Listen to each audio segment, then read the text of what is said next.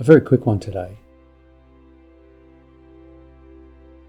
So there's not too much wrong with this image. A little bit crooked, a little bit dirty, and a little bit blown out in some of the highlights. So that's what I intend to fix.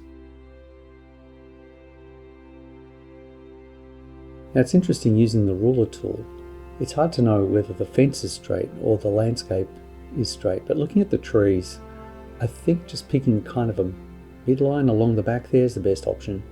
And let's just go with the fence being pretty crooked. No, it's actually all much more straight than I thought. So now the question is, how do I want to crop this? I think I'll just get rid of some of the left and right of that image. There's a little bit of a roof cropping in on the top left. I'll get rid of that. But I do want to keep this bottom section because there's not a lot of room down the bottom of the image, and I don't want to crop the feet of the figure. So using the lasso tool, actually selecting the polygon tool because it's just easier for some of these long shapes, is I'll just select that little zone and then just using generative fill. Now you'll see that it stopped me here because this image is not an RGB image, it was a grayscale image. So changing that to RGB, now generative fill is available, and just letting it do its thing.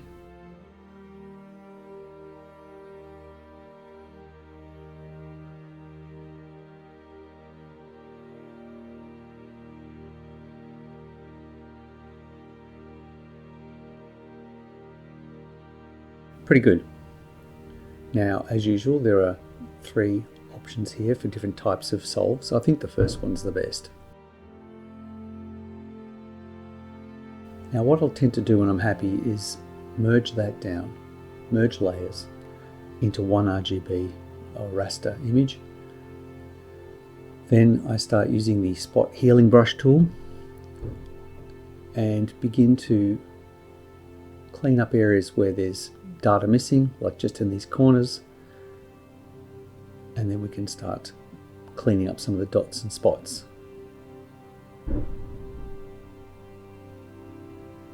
Get rid of that roof.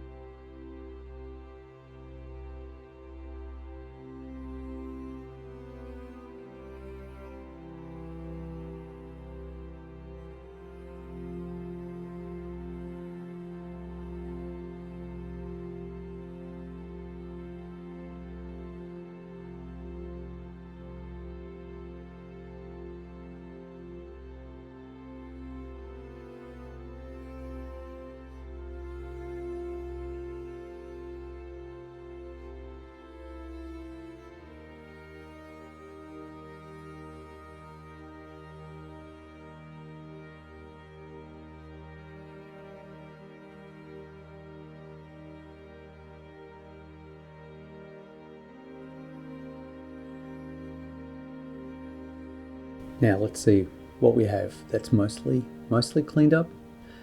Now, oops, didn't mean to create a new layer. Okay, so the next thing I'd like to do is look at the adjustment layers and shadow highlights. Now, I'm not interested in the shadows, but in the highlights you can see there's a fair bit of detail in the jacket on the figure, which is kind of blown out in the current version of the image.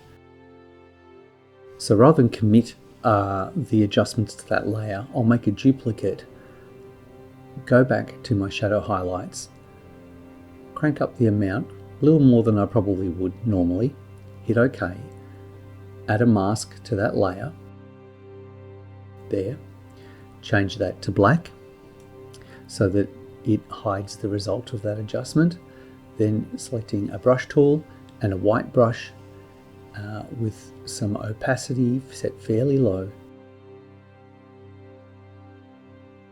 I can start to paint in the mask that reveals that adjustment. Just bring back a little bit more detail, and we can also just darken the ground a tiny bit.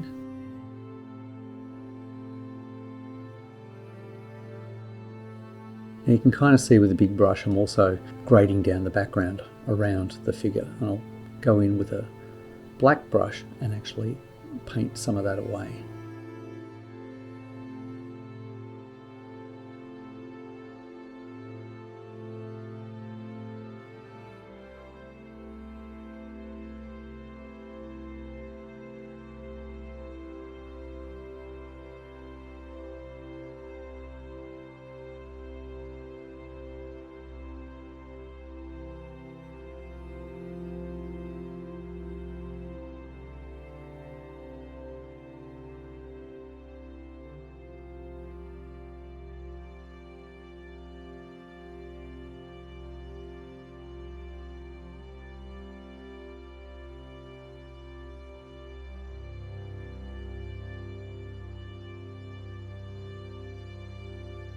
Now a final little check on my levels, maybe deepen the blacks a little bit more. The whites are pretty good, so you don't want to lose any of that information, and just gamma it a tiny bit to somewhere that's kind of pleasing.